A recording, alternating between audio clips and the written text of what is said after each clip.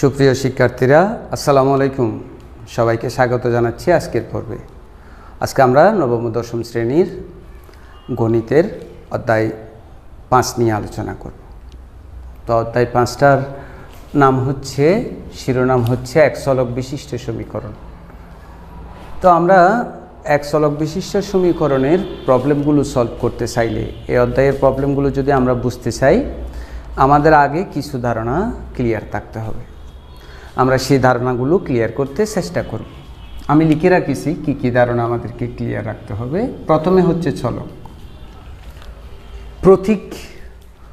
আমরা রসায়ন পড়ার সময় অক্সিজেনের প্রতীক যেরকম ও দিই, সালফারের প্রতীক যেরকম আমরা এস লিখি, ঠিক সেই রকম চলক হচ্ছে কতগুলো প্রতীক, যে প্রতীকগুলো গাণিতিক আলোচনায় এক এক সময় এক এক মান গ্রহণ করে, অর্থাৎ এদের মান সবসময় একই রকম থাকে না। গাণিতিক প্রক্রিয়ায় যে চলকগুলো গাণিতিক প্রক্রিয়ায় অথবা গাণিতিক আলোচনায় যে প্রতীকগুলো নির্দিষ্ট মানে অবস্থান করে না, এক এক সময় এক এক মান গ্রহণ করে, এক এক সময় তার মান এক এক রকম হয়, তখন ওই প্রতীকগুলোকে আমরা চলক বলবো। যেমন y = 2x + 1, এখানে x এবং y দুটোটাই হচ্ছে চলক। কারণ x এর মান তুমি এখানে 1 বসাতে পারো, x এর মান তুমি 2 বসাতে পারো, x এর মান তুমি 3 বসাতে পারো, x এর মান 4 বসাতে পারো, -1 বসাইতে পারো, -3 বসাইতে পারো, এবং সেটা বসাইলে y এরও তুমি একটা মান পাবা। x এর মান যদি তুমি 2 বসাও, y এর মান তখন তুমি কি পাবা? তখন তুমি 5 পাবা। তাহলে x এবং y এটা এখানে এই যে প্রতীক দুটোটা, সেই প্রতীক দুটোটার মান কি না, নির্দিষ্ট না, এক এক সময় এক একটা হয়, তখন তাদেরকে চলক বলে। সাধারণত ইংরেজি বর্ণমালার শেষ দিকের যে অক্ষরগুলো, এগুলোকে স্মল লেটার দিয়ে চলক লেখা হয়। এক্স ওয়াই জেডকে আমরা সাধারণত চলক বলি। এবার হচ্ছে ধ্রুবক। ধ্রুবক হচ্ছে এমন কতগুলো প্রতীক, যে প্রতীকগুলো কখনোই মান পরিবর্তন করে না, এদের মান সবসময় একই রকম থাকে। যেমন 1, 2, 3, 4, 5, -10, 12, এই মানগুলো কিন্তু সবসময় একই রকম থাকে। এগুলো এক এক জায়গায় এক এক রকম হয় না। পদার্থবিজ্ঞান একরকম, রসায়ন বিজ্ঞান একরকম, বাজার করতে যাওয়ার সময় 2 এর মান একরকম, কলম কেনার সময় 2 এর মান একরকম, এমন না। এই মানগুলো সবসময় একই রকম থাকে। এগুলোকে আমরা গাণিতিক প্রক্রিয়ায় আলোচনায় ধ্রুবক বলবো।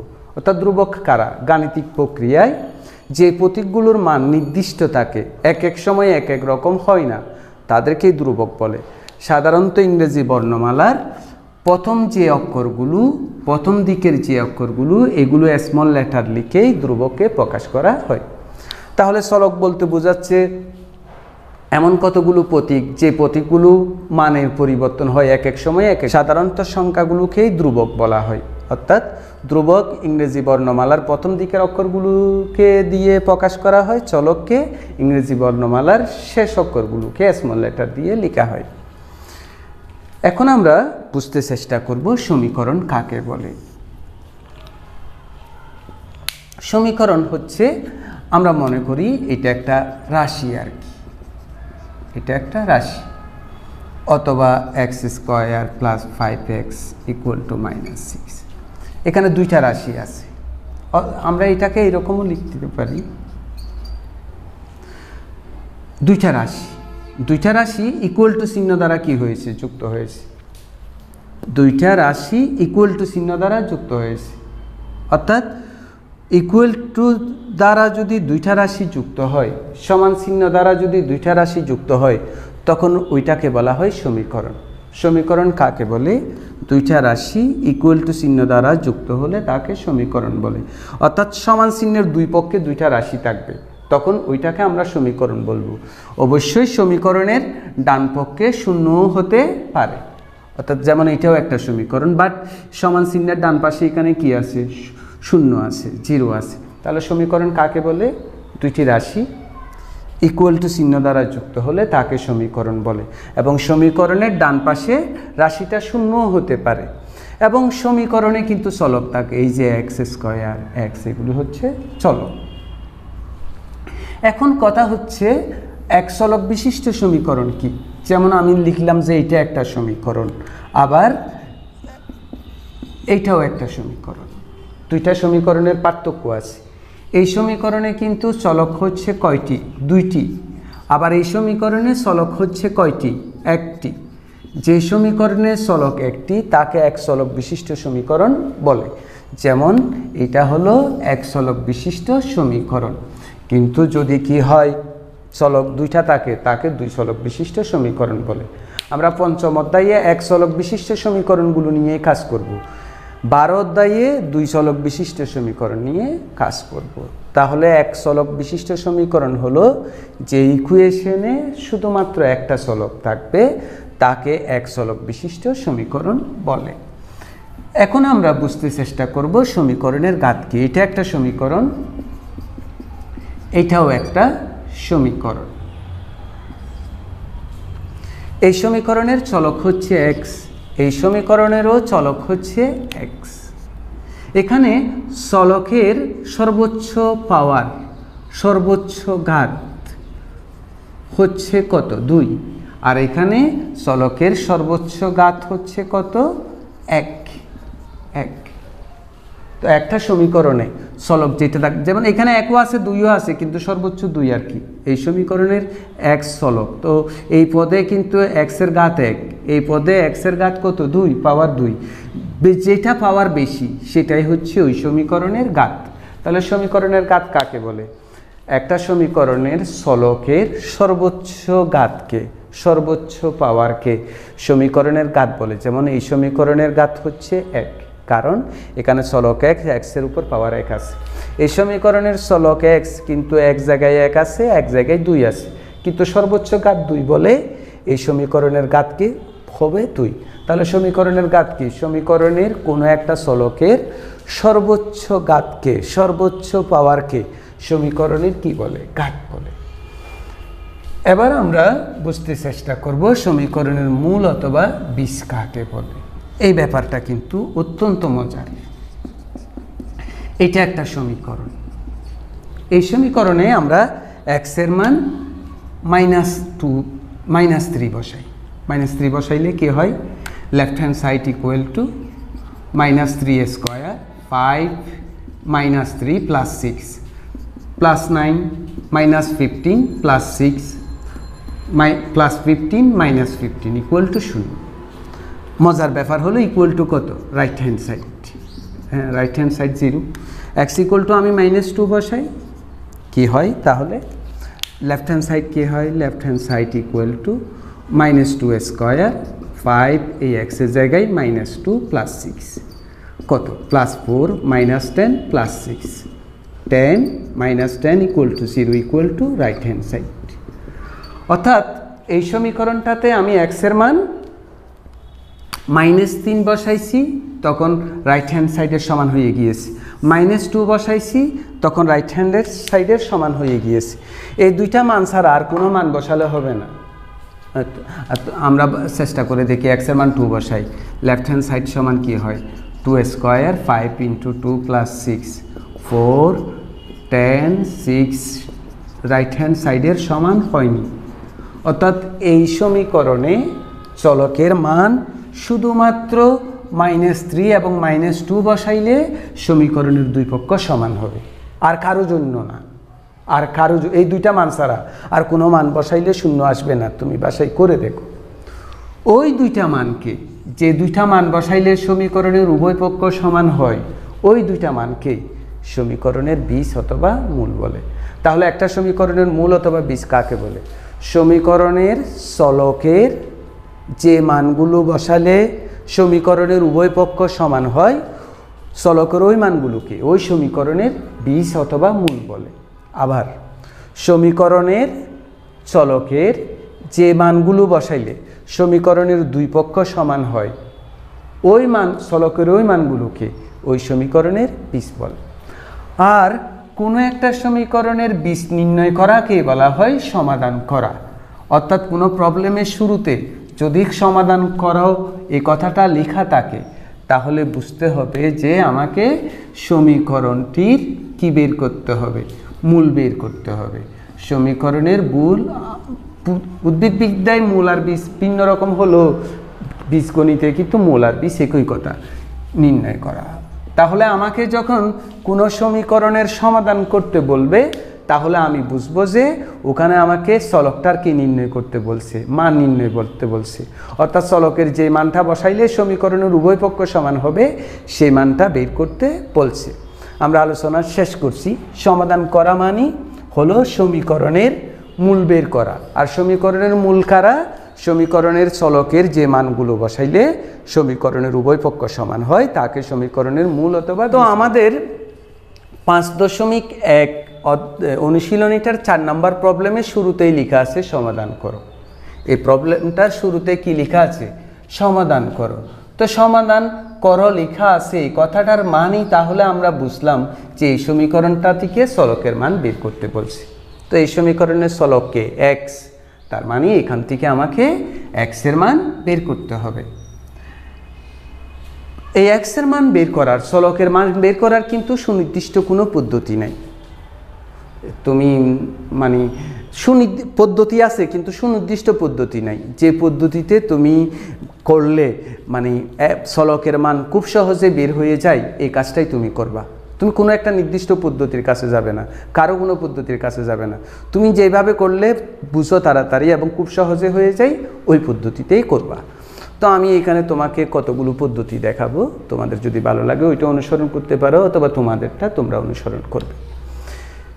আমি সাধারণত বলি সমাধান করার সময় আমরা পদগুলোর মাঝে মিল খুঁজে নিব একটু, অর্থাৎ আমরা মিল খুঁজবো আর কি। মিল খুঁজবো বলতে যেমন এক্স এক্স এক্স সবগুলো একই রকম, কিন্তু 1 আর 3 হলো বেজোড়, 2 আর 4 হলো জোড়। অর্থাৎ আমি বলতে চাচ্ছি এই যে 1 আর 3 এই দুটোটা বেজোড় আর এই দুটোটা জোড়। এই পদ দুটোটা অর্থাৎ একই রকম পদ দুটোটা তুমি একই পাশে নিয়ে আসো, দেখবে যে খুব তাড়াতাড়ি সমাধান হয়ে যাবে। অর্থাৎ আমি 1/x + 1 এর পাশে আনবো, 1/x + 3-কে 1 এইটার পাশে নিয়ে যাব, এটাকে পক্ষান্তর করে ফেলবো আর কি। তো পক্ষান্তর করে ফেলি 1/x + 1, এটাকে আমরা ডানের থেকে বামে আনি, প্লাসটা মাইনাস। আমি এটাই মানে বুঝতে চেষ্টা করি যে মিলগুলা যদি এক পাশে নিয়ে যায়, কাজ করলে খুব তাড়াতাড়ি মিলে যায়। আমরা এখনই দেখব খুব তাড়াতাড়ি মিল। 1/x + 2, এটাকে ডানে নিয়ে যাই, প্লাসটা কি হলো? মাইনাস হলো। আমরা সাইড নোট লিখব যে আমরা কি করলাম? পক্ষান্তর করলাম। এবার আমরা লসাগু বের করব। তো লসাগু বের করলে একটা নিচে x + 1 আছে, আর একটা নিচে কি আছে? x + 3। দুইটা দুই রকম। হরের লসাগু দুইটা দুই রকম বলে দুইটাই বসে গিয়েছে। এবার হরের লসাগু দ্বারা এটাকে ভাগ করি, x + 1 চলে যাবে, x + 3 থাকবে, সেটাকে 1 দিয়ে গুণ দিই, x + 3। আবার হরের লসাগুকে এটা দ্বারা ভাগ দিলে x + 1 থাকবে, সেটাকে 1 দিয়ে গুণ দিই, তখন দুটোটার আগেই মাইনাস হয়ে যাবে। ডান পাশে একই কাজ করি, হরের লসাগু বের করি, একটা x + 2 আর একটা x + 4 আমরা ভাগ করি। এই x + 2 × x + 4-কে এটা দিয়ে ভাগ দিলে এটা চলে যাবে, x + 4 থাকবে, সেটাকে আমরা 1 দিয়ে গুণ দিই, x + 4 মাইনাস। আবার হরের লসাগুকে এটা দ্বারা ভাগ করি, x + 4 চলে যাবে, x + 2 থাকবে, সেটাকে 1 দিয়ে গুণ দিই, x - 2। এখন আমরা উপরেরটা কি দেখি? +x - x চলে গিয়েছে, 3 থেকে 1 গেলে 2, +x - x চলে গিয়েছে, 4 থেকে 2 গেলে 2। এখানে একটা ব্যাপার খেয়াল করতে হবে, এই যে হরের আমরা উৎপাদকগুলো পেলাম, এই হরের উৎপাদকগুলো যদি 4টা 4 রকম হয়, 4টা 4 রকম মানে x + 1, x + 3, x + 2, x + 4, 4টা 4 রকম। কোনো কারণে যদি এইটা 2 হতো, তখন কিন্তু 4টা 4 রকম হতো না, এই দুটোটাই একই রকম হতো। আমরা কি বলতে চাচ্ছি একটু বুঝতে চেষ্টা করি। আমি বলছি হরের যে উৎপাদকগুলো, সেগুলো কোনো কারণে যদি দুইটাই একই রকম হয়, যেমন এখন দুইটাই একই রকম হয়ে গিয়েছে, তখন ওই উৎপাদকগুলো একটার সাথে একটা গুণ করব না, গুণ করব না, গুণ করব না। কখন? যখন যে বাম পাশে আর ডান পাশে হরের দুইটা উৎপাদক একই হয়, কিন্তু যদি দেখি যে না চারটা চার রকম, তখন একটার সাথে একটা গুণ করে দিব। আমি এটাই বলতে চাচ্ছি, আমরা যখন কোনো একটা ইকুয়েশনের সলভ করতে যাব, এক পর্যায়ে দেখি যে হরের লসাগু বের করছি এবং হরের লসাগুর উৎপাদক চারটা, সে চারটা উৎপাদকের ভিতর যদি চারটা চার রকম হয়, দুইটা গুণ দিয়ে দিব। কিন্তু কোনো কারণে যদি দেখি যে দুইটা উৎপাদক একই রকম হয়ে গিয়েছে, তখন আমরা গুণ দিব না। আমরা এর পরের প্রবলেম যেটা করব এটাতে দুইটা একরকম থাকবে, আমরা করব না। কিন্তু এখানে করব কেন? চারটা চার রকম বলে, চারটা চার রকম হলে গুণ করে দিলে তাড়াতাড়ি মিলে যায়। তো এক্সের সাথে এক্স গুণ করি এক্স স্কোয়ার, এক্সের সাথে 3 গুণ করি ত্রাইস এক্স, ওয়ানের সাথে এক্স গুণ করি এক্স, ওয়ানের সাথে 3 গুণ করি 3, এখানেও এক্সের সাথে এক্স গুণ করি এক্স স্কোয়ার, এক্সের সাথে 4 গুণ দিই 4x, 2 এর সাথে এক্স গুণ দিই টোয়াইস এক্স, 2 এর সাথে 4 গুণ দিই 8। আমরা জানি সমীকরণকে একই সংখ্যা দ্বারা ভাগও যায়, একই সংখ্যা দ্বারা গুণও যায়। আমরা দুইটা ভগ্নাংশেরই লব দেখতেছি 2, এবং দুটোটাকেই 2 দ্বারা কি যায়? ভাগ যায়। আমরা 2 দ্বারা ভাগ দিয়ে ফেলবো। তো 2 দ্বারা যখন ভাগ দিয়ে ফেলবো 1 থাকবে, আর এখানে থাকবে এক্স স্কোয়ার ত্রাইস আর এক্স 4x প্লাস 3। 2 দ্বারা ভাগ দিয়ে ফেলছি 1 আছে এক্স স্কোয়ার, 4x আর 2x যোগ করলে 6x প্লাস 8। আমরা পাশের সাইড নোট লিখবো যে উভয় পক্ষকে 2 দ্বারা ভাগ করে। তো সুপ্রিয় শিক্ষার্থীরা, এবার আমরা জাস্ট আর গুণন করে দিব। আর গুণন বলতে এই যে এটার 1 এর সাথে এটা গুণ করব, এটার 1 এর সাথে এটা গুণ করব, গুণ করে দিই। তো গুণ করে দিলে কি হয়? 1 এর সাথে এটা গুণ করলে x square plus 6x plus 8 হয়, আবার 1 এর সাথে এটা গুণ করলে x square plus 4x plus 3 হয়। আমরা পাশের সাইড নোট লিখব যে আর গুণন করে, আর গুণন করে। এখন আমরা এক্স এর মান বের করব। আমরা তো চলকের মানই বের করব। তো যাদের মান বের করব, এক্স এর মান বের করব, সেই পদগুলো বামে রাখবো আর সংখ্যাগুলোকে ডানে রাখবো। তো এক্স স্কোয়ার বামে থাকুক, 6x বামে থাকুক, কিন্তু এই দুটোটা এক্স বিশিষ্ট পদ, তো ওদেরকে আমরা কোথায় নিয়ে আসবো? বামে নিয়ে আসবো। বামে নিয়ে আসলে প্লাসটা মাইনাস, বামে নিয়ে আসলে প্লাসটা মাইনাস, সংখ্যাকে ডানে নিয়ে যাব। তাহলে ওইটা ওই পাশে গেলে মাইনাস। আমরা কি করলাম? পক্ষান্তর করলাম, পক্ষান্তর করে। এখন কি হয়? Plus x square minus x square 0, 6x থেকে 4x গেলে 2x, 8 থেকে 3 গেলে 5, বড়টার আগে মাইনাস আছে যে মাইনাস। তো আমরা এক্স এর মান বের করতে চাচ্ছি, এক্স ইকুয়াল টু 5/2। সুপ্রিয় শিক্ষার্থীরা, আমরা একটু ভালো করে দেখব। আমাদের প্রশ্নে যদি থাকে সমাধান করো, তাহলে আমরা রেজাল্ট লিখব এইভাবে যে নির্ণয় সমাধান x ইকুয়াল টু -5/2। কিন্তু যদি তাকে সমাধান সেট নির্ণয় করো, সমাধান সেট নির্ণয় করো, দুটোটাই আসে, তো এটা আসলে রেজাল্ট লিখতে হবে এরকম। কীরকম? সেট ব্যবহার করতে হবে, তখন লিখতে হবে সুতরাং নির্ণয় সমাধান set equal to second bracket দিয়ে জাস্ট, অর্থাৎ এখানে সেটের সিম্বল ব্যবহার করবো আর কি, কাল সেকেন্ড ব্র্যাকেট দিয়ে ওই যে মানগুলো পাবো সেগুলি বসাই দেবো। সমাধান করো বললে লিখতে হবে এক্স ইকুয়াল টু অত, কিন্তু সমাধান সেট নির্ণয় করতে বললে নির্ণয় সমাধান সেট লিখে রেজাল্ট চলকের মান যেগুলো পাবো সেগুলো আমরা এখানে বসিয়ে দেব। এরপরে যেটা করব আমরা দেখবো যে সেটা একটু অন্যরকম। এরপরে আমরা ঠিক 5.1-এর 14 নম্বর প্রবলেমটা সলভ করব। একই কথা সমাধান করো। তো সমাধান করার সময় আমি একটা টেকনিক সব সময় দেখি যে একই রকম পথ আছে কিনা, আমি দেখি লবে অথবা হরে। দেখো উপরে কিন্তু দুইটা অলাপদ, কিন্তু নিচে আমরা খেয়াল করতেছি এই যে এই লব দুইটা, এই হর দুটা কিন্তু সংখ্যা, এই হরের দিক দিয়ে এই দুটা পদ মিল আছে, যে এটার হর সংখ্যা, এটার হর সংখ্যা। তো আমরা কি করব? এই দুইটা পদ একই সাথে নিব। আগে যেরকম করেছিলাম যে আমরা মিল খুঁজবো, কোন দুইটা পদের সাথে মিলে, ওই দুইটা পদ যদি এক পক্ষে নিয়ে আসি তাহলে সমাধান খুব তাড়াতাড়ি হয়ে যায়। এখানেও যে নিচের দিক দিয়ে হরের দিক দিয়ে এই দুইটা পদ মিল, কেন মিলে? এটার হর সংখ্যা, এটার হর সংখ্যা, সুতরাং এই দুটোটা এক পক্ষে রেখে তুমি যখন কাজ করবা দেখবে যে খুব দ্রুত টি এর মান বের হয়ে আসে। এখানে চলক কিন্তু টি এর মান বের করতে হবে আমাকে। তাহলে আমরা 9কে ডানে নিয়ে যাব। 9কে যখন ডানে নিয়ে 9কে বলতে 2t - 6/9কে ডানে নিয়ে যাব। সেটাকে যখন আমি ডানে নিয়ে যাব তখন এই প্লাসটা হয়ে যাবে মাইনাস 2t - 6/9। আমরা পাশে সাইড নোট লিখব যে পক্ষান্তর করে। সাইড নোটগুলো অবশ্যই লিখতে হবে। সাইড নোটগুলোকে ম্যাথের ব্যাখ্যা বলা হয় এবং এসএসসি পরীক্ষায় ব্যাখ্যার জন্য নম্বর থাকে। সুতরাং তুমি যদি ফুল মার্কস পেতে চাও, ফুল মার্কস যদি ক্যারি করতে চাও, অবশ্যই সাইড নোট লিখতে হবে। তো এবার কি হয়, 15 - 2t/12 - 5t = লসাগু বের করি। 18 আর 9 এর লসাগু হলো 18। 18কে 18 দিয়ে ভাগ দিলে 1, 1কে আমরা গুণ দিব 4t - 50। 18কে 9 দিয়ে ভাগ দিলে 2, 2 দিয়ে গুণ দিব 2t - 6।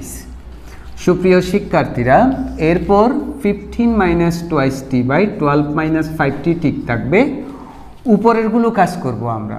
উপরে কাজ করলে 4t - 15, 2 দুগুণা 4t, মাইনাসে মাইনাসে প্লাস, 6 দুগুণা 12। এরপর কি হয়, 15 - 2t/12 - 5t = +4t - 4t 0। 15 থেকে 12 গেলে 3, বড়টার আগে মাইনাস আছে যে মাইনাস, নিচে হলো 18। কত সহজ হয়ে গেল। এবার আমরা কাটাকাটি করি, এটা 1, এটা 6। আমরা আর গুণন করি, -1 এর সাথে গুণ করব 12 - 5t এবং 6 এর সাথে গুণ করব 15 - 2t। এই -1 এর সাথে এটা গুণ করলাম, 6 এর সাথে এটা গুণ করলাম। এবার কি হলো, -12 মাইনাসে মাইনাসে প্লাস 5t = 6 15 90, 6 দুগুণা 12t। তো টি এর মানেই তো বের করব, এই জন্য টি বিশিষ্ট পদগুলোকে আমাকে সবসময় একই সাথে রাখতে হবে। বামে নিয়ে আসি, তো বামে নিয়ে আসলে 5t, এ মাইনাসটা হয়ে যাবে প্লাস, আর সংখ্যাগুলোকে ডানে নিয়ে যাই, 9t, এটা ডানে নিয়ে গেলে মাইনাসটা কি হবে, প্লাস। অর্থাৎ কি করলাম, পক্ষান্তর করলাম। এরপর শিক্ষার্থীরা 15-এর সাথে 12 যোগ করলে 17, আর ওইটা যোগ করলে 102। তো আমরা তো টি এর মান বের করব, 102 এর নিচে যাবে 17। কত 17? 102, 6 17 102, 6 7 42, 6 1 6, হ্যাঁ 6 17 102। তো এটা রেজাল্ট দুইভাবে লিখবে। যদি আমাদের আসে যে সমাধান করো, তাহলে নির্ণয় সমাধান t = 6 লিখব। আর যদি আসে যে না সমাধান সেট নির্ণয় করো, তাহলে লিখব নির্ণয় সমাধান সেট = সেকেন্ড ব্র্যাকেট দিয়ে 6। যখন যেটা আসে রেজাল্ট তখন সেভাবেই লিখব। আসলেই আমরা দেখতে পাচ্ছি সমীকরণের সমাধানগুলো সহজ, একটু টেকনিক অবলম্বন করতে হয়। এখন আমরা তোমাদের জন্য বেছে নিয়েছি ছোট্ট একটা প্রবলেম, 7 নাম্বার 5.1 তাও সমাধান করো। এটা একটু করে চিন্তা করতে পারলেই হবে। x - a/a² - b² = x - b/b² - a²। আমরা আজকের আলোচনার শুরুতেই কি বোঝাতে চেয়েছিলাম যে ABC দ্বারা কি বোঝাই, ধ্রুবক। ধ্রুবক মানে যাদের মানের পরিবর্তন হয় না। তো এখানে যখন আমরা x এর মান বের করব, x এর মানগুলো ধ্রুবক দিয়েই প্রকাশিত হবে। অর্থাৎ x থাকবে বামে, ডানে ধ্রুবক চলে যাবে। অর্থাৎ ধ্রুবক a হতে পারে, b হতে পারে, c হতে পারে। তাহলে এখানে আমরা দেখতেছি ab গুলো ধ্রুবক। তো সমীকরণকে কিন্তু ধ্রুবক দ্বারা তুমি ভাগ করতে পারবে, ধ্রুবক দ্বারা তুমি গুণ করতে পারবে। এখন যেহেতু a² - b² বাম পাশের নিচে আছে, ডান পাশের নিচেও যদি a² - b² থাকে, তাহলে তো ধ্রুবক দ্বারা ভাগ করে ফেলা যায়। এই দুটোটা যদি একই পথ হয়ে যায়, তাহলে তো ভাগ করে ফেলা যায়। কিন্তু যে কোনো কারণে হবে হোক একই হয় নাই, কারণ এখানে a² এর আগে প্লাস, এখানে a² এর আগে মাইনাস, এখানে b² এর আগে মাইনাস, এখানে b² এর আগে প্লাস, বাট দুটোটাতে a² b² আছে। তো আমি কি করছি, একই রকম করতে চেষ্টা করছি, দেখি একই রকম করতে পারি কিনা। ওইটা ঠিক আছে, x - a² - b² ঠিক আছে, x - b-ও ঠিক আছে। a² আগে লিখলাম, b² পরে লিখলাম, এটার আগে মাইনাস সাইন, এটার আগে প্লাস সাইন। এখন আমরা কাজ করি। তো X minus A square minus B square equal to X minus B, minus sign common নিই, মাইনাস সাইন কমন নিয়ে ফেললে এ প্লাসটা হয়ে যাবে মাইনাস। এখন আমরা খুব ভালো করে খেয়াল করি যে এ স্কোয়ার মাইনাস বি স্কোয়ার এখানেও আছে এখানেও আছে, সুতরাং সেটা দ্বারা আমরা ভাগ করে ফেলতে পারি। এটা অবশ্যই ভাগ করব না শিক্ষার্থীরা, আমরা যে একটু দেখি, এই যে এরকম আছে তো, পাশে যদি এ স্কোয়ার মাইনাস বি স্কোয়ার দিই কাটাকাটি যায় না, তো এটাকে কি করা বলে? গুণ করা বলে। তার মানে আমি এটাকে এ স্কোয়ার মাইনাস বি স্কোয়ার দ্বারা কি করব? গুণ করব। গুণ করলে যে এইটা চলে যাবে, কি থাকবে? এক্স মাইনাস এ। আমরা একটু দেখি তো ওইটা দ্বারা যদি এইটাকে গুণ করে কি হয়, আমরা একটু বুড়ে দেখাচ্ছি যাতে তুমি বুঝো ব্যাপারটা। হ্যাঁ, কাটাকাটি করে ফেললে তখন কি হয়? নিচে -1 হয়, এই যে কাটাকাটি করলে নিচে -1 এক্স মাইনাস বি। তো সাইড নোট লিখবো, উভয় পক্ষকে কি করে? উভয় পক্ষকে এ স্কোয়ার মাইনাস বি স্কোয়ার দ্বারা গুণ করে, ভাগ করে না, গুণ করে। এই যে গুণ করছি, এই যে গুণ করছি। এবার আমরা আর গুণন করব, এটা নিচে 1 আছে, 1-এর সাথে গুণ হবে এক্স মাইনাস বি, আর -1-এর সাথে গুণ হবে এক্স মাইনাস এ, অর্থাৎ আমরা কি করলাম? আর গুণন করলাম। তো আমাদের তো কাজ হচ্ছে এক্সের মান বের করা, এই জন্য এক্স বিশিষ্ট পদগুলো বামে নিয়ে আসতে হবে। তো -x মাইনাসে মাইনাসে প্লাস, মাইনাসে মাইনাসে প্লাস। তো এক্সগুলো এক পাশে নিয়ে আসি, এটাকে ডানের থেকে বামে আনি, এটাকে বামের থেকে ডানে নিয়ে যাই, এটাকে বলা হয় পক্ষান্তর করা। তো এবার আমরা এক্সের সাথে এক্স যোগ করলে 2x a প্লাস বি, সুতরাং x equal to a plus b/2। Result সমাধান করো বললে ওই রকম লিখবে, আর সমাধান সেট নির্ণয় করতে বললে ওই রকম লিখবো। আমাদেরকে যদি বলে সমাধান সেট নির্ণয় করো, তাহলে লিখতে হবে এইরকম, আর সমাধান করো বললে লিখতে হবে এইরকম। আমরা যখন যেটা আসবে তখন সেটা লিখব। তো সবাই যে অনেক মনোযোগের সাথে এই পর্বটা দেখেছো, সেজন্য সবাইকে অসংখ্য ধন্যবাদ। আগামী পর্বগুলিও তুমি দেখবে এরকম আমি প্রত্যাশা করতেছি।